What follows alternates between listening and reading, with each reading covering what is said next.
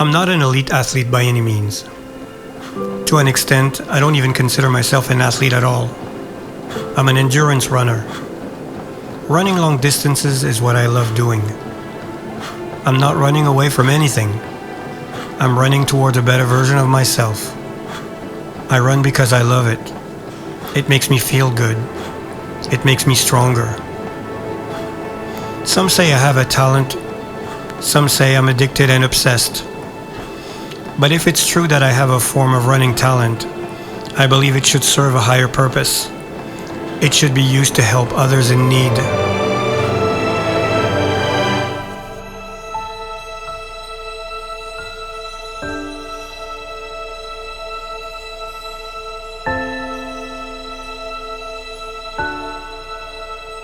My name is Patrick Michel. I'm 53 years old. I'm an endurance runner from Montreal, and I'm preparing to run 5,000 kilometers on a treadmill to help prolong a life.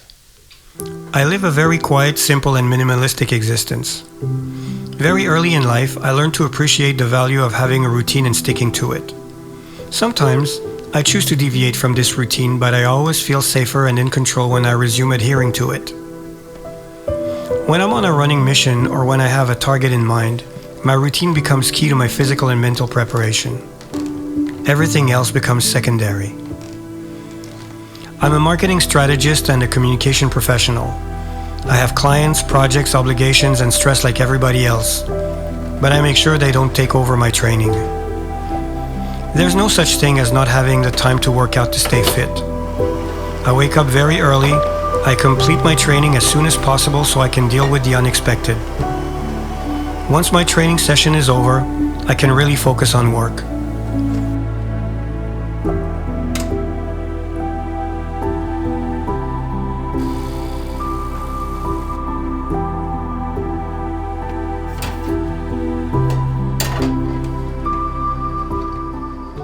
Initially, I was supposed to run from Vancouver to Montreal, and I met my friend Darren, who owns the Café Dax in Outremont, and he told me about his brother who has cancer, and he showed me the GoFund page to raise money for the expenses that he's incurring in San Diego currently.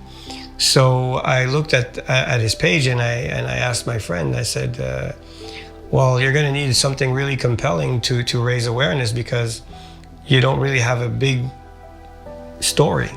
It's another person who has cancer, like millions of others. So if you want to capture the attention of the media and the public, you're going to have a bigger story. One morning, he just tells me, he says, I want to try to help you guys. He knew I was trying to drive attention and try to support my brother in different ways. And he knew that I was trying to put together an initiative that could help get some support from outside as we've been fighting this for months and months and months, and there's only so much you can do on your own. So Patrick looks up at me sitting at his regular table and he says, I can help give this event you're trying to put together substance. And all of a sudden it just became one run for one life, 5,000 kilometers on a treadmill running from Montreal to San Diego to help my brother. For me, preparing to go running is as important as the run itself and the post-run recovery. I take my time to get it right.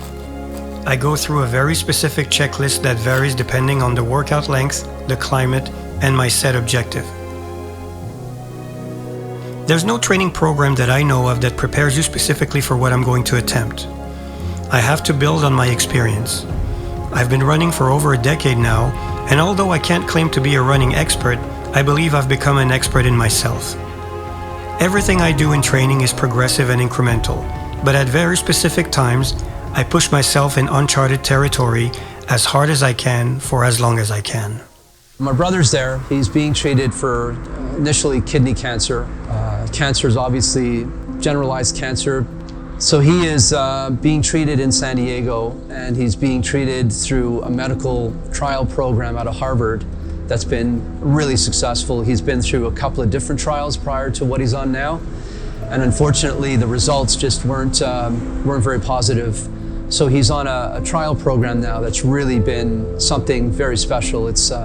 it's not only given him life and helping him live, but it's also helped shrink his tumors right now considerably.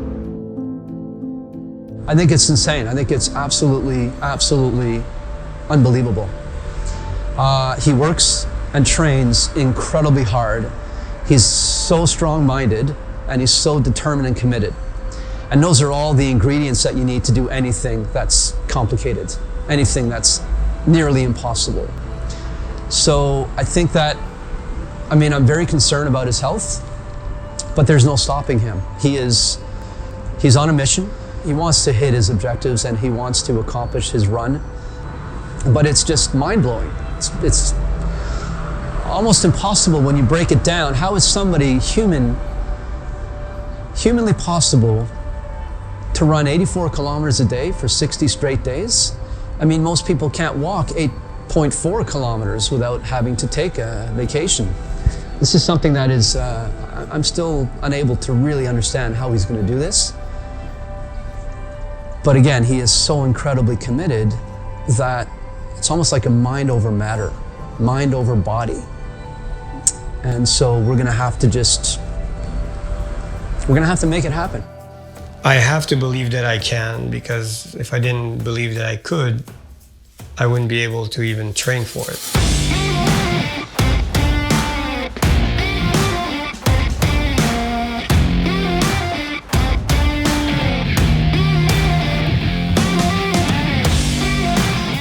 People ask me if it's going to be painful. My answer is always yes, without a doubt. When you're running on a treadmill, you're constantly using the same muscle groups for hours on end, and they'll get really tired around 42 kilometers. At that point, you'll have to fight the urge to stop and convince yourself to keep running for another 42K. Add to this the mental aspects of running on a treadmill. I'll have to fight boredom every step of the way for 6 to 8 hours for 60 days. Running a 5K on a treadmill is no sweat. Running 10 hours on a treadmill is something else.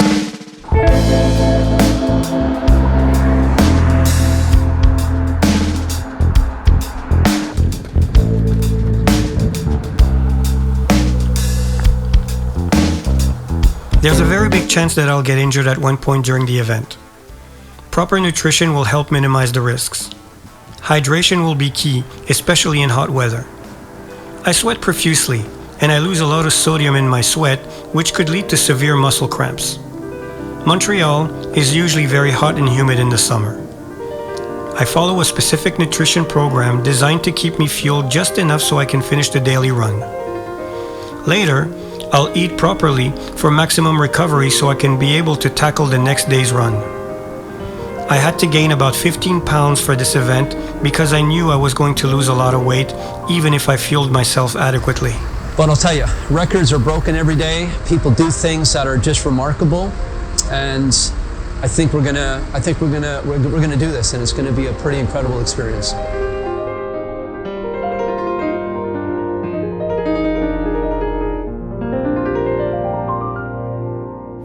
For this event, I needed a commercial-grade treadmill that could hopefully handle the amount of daily mileage I would impose on it. To protect the 337-pound treadmill from humidity and rain, we had to build a strong and heavy wood platform, which my good friend Jasper was kind enough to build for us. I don't know what my 100% is. If my 100% is to run 2 days and then quit because I just can't go further, then that will be my 100%, and then I'll know what my 100% is. But if I go the distance, then where is my 100%? How far can I go after 5,000 kilometers? And it'd be interesting to know what your maximum is. I want to know where my maximum is.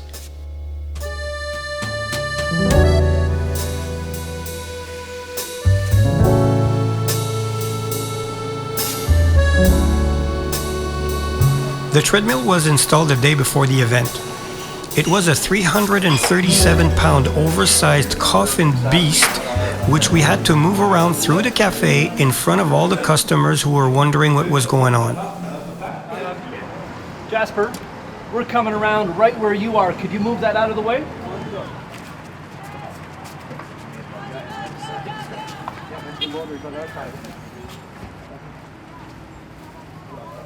Just let me go on the other side. It'll be too much. No, watch out. You stay safe. At the time, Derek was living in San Diego, California while he was being treated for this aggressive kidney cancer. 5,000 kilometers is just about the distance between Montreal and San Diego.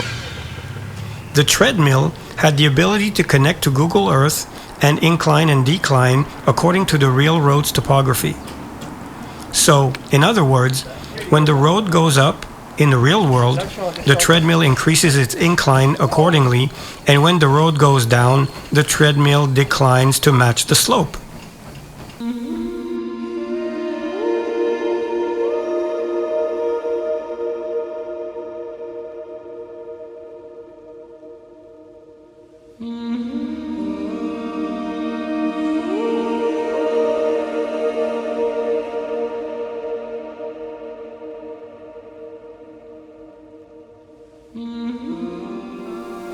I never thought that for something as simple as running on a treadmill, I would have so many logistical challenges. Power issues, Wi-Fi and bandwidth problems, equipment purchasing, promotion, social media, and nutrition and hydration were just a few of the challenges I had to wrestle with in the final stages of my preparation. But in the end, the pieces of the puzzle fell into place, and we were as ready as we could have been.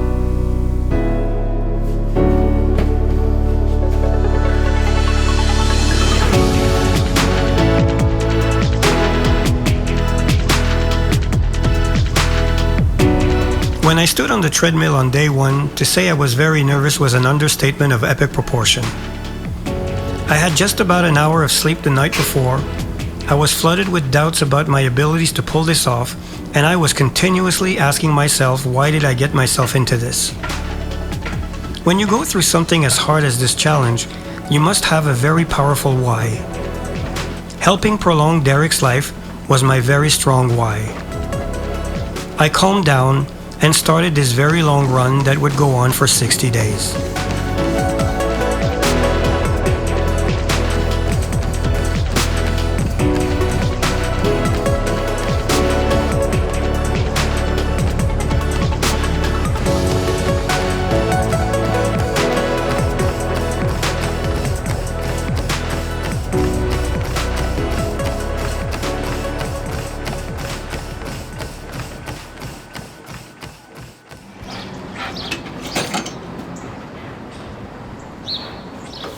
After 15 days of running 84 kilometers a day, I was abruptly stopped by a sudden sharp pain in my right shin.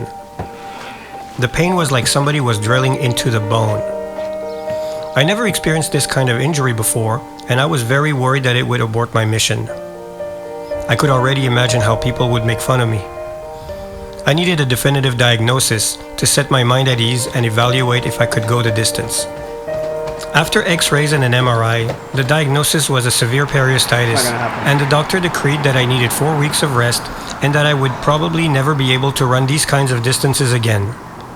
Finally, I knew what was going on with my shin, and I decided to test my leg and see how much pain I could endure.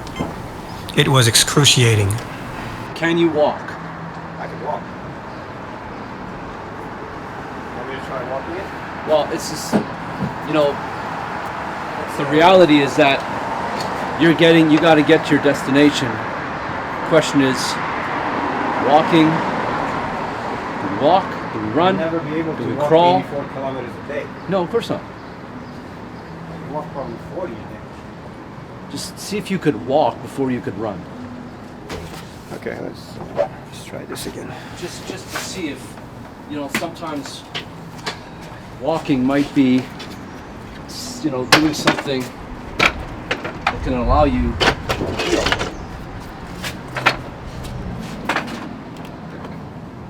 And the good thing with walking is that you can drink coffee as well, all day long. So we'll get you Americanos. Well, if I walk 3 miles an hour, this is what it is.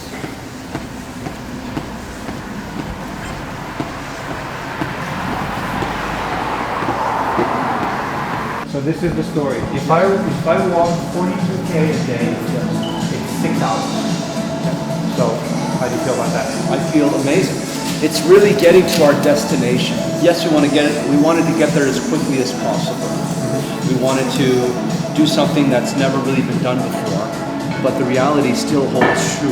No one's ever walked or ran to California to support dying cancer patients. However we need to get there, we need to get there.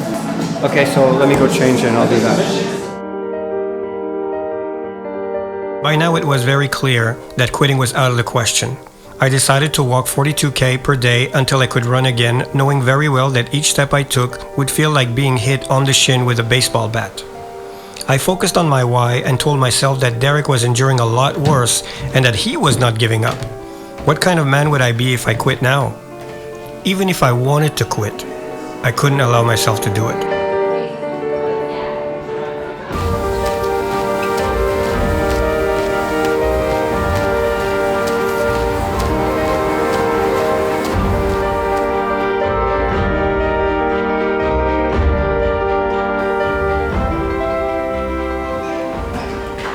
Walking 42 kilometers each day tested me mentally.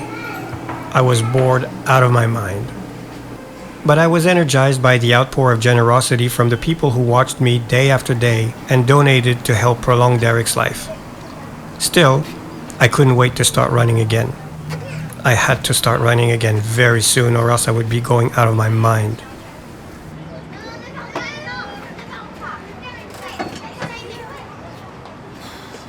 Mission accomplished.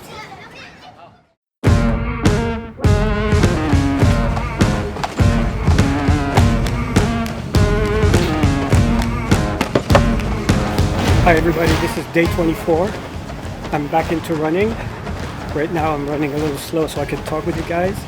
And I'm feeling great. My legs are in good shape. I did a couple of sprints earlier on and it feels great to be back into running. So it's going to be a long day. It's hot, but I love it.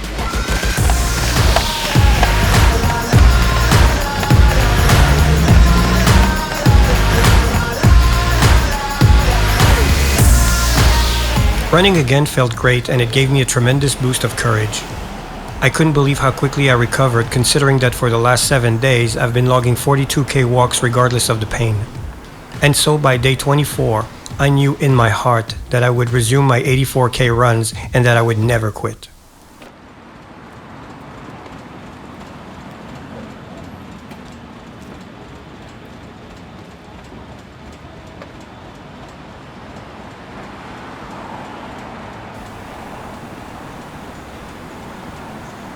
On day 33 I started my run, but my left Achilles tendon was killing me. It was going to be a very long day. By kilometer 70, the pain became manageable and I accelerated to complete the day's 84K distance. I always wondered how Derek found the strength to motivate himself to continue fighting his cancer. Many acquaintances, friends, and family members bet I wasn't going to survive a week. By day 56, they were silent.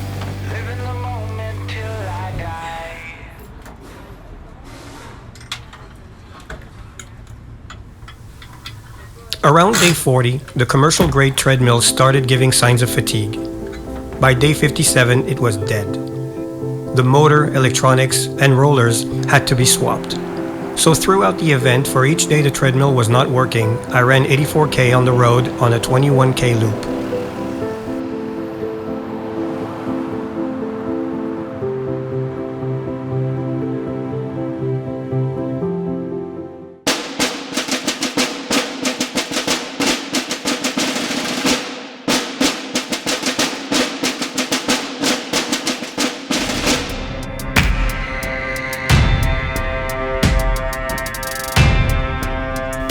Day 60. The end of the mission was a few hours away. I was amazed at the fact that for the last 20 days, I kept getting stronger. I wish Derek could feel the same way in his ordeal. I kept telling myself that I could probably go on for a few more days, but it was time to finish and wrap this thing up.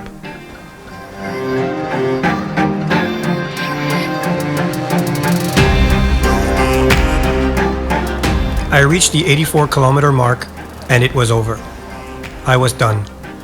And although I didn't cover 5,000 kilometers due to my 3 days off because of injury, 7 days of walking, the intermittent treadmill issues, and the logistical challenges, I still managed to cover 3,209 kilometers.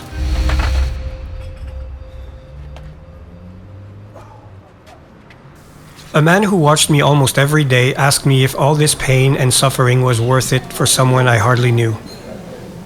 I looked at him and said, yes, it was worth it.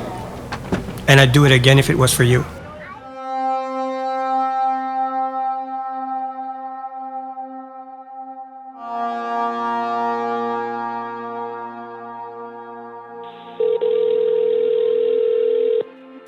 Hello, Derek here. Hello, Derek. It's Patrick. How you doing? Hey, Patrick, buddy. I'm well. Good. Doing pretty good. How are you feeling? How are you? I'm good. I just walked off the treadmill. The run is completed. Yes. And, I figured it was about that time. Yes.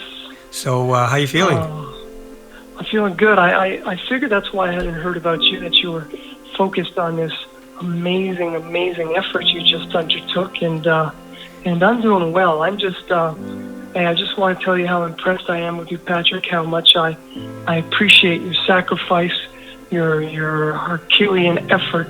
Well, thank you very much. I really appreciate the good words, but I'm the one who's honored for having the opportunity to do this run and support you in your fight, and I hope that donations are still coming in, and that eventually the amount we're trying to raise is going to end up in the right place to help you out. People have been very generous, and for those hearing my voice that I can thank for those donations, I want to say thank you so very, very much. You're all making a huge difference.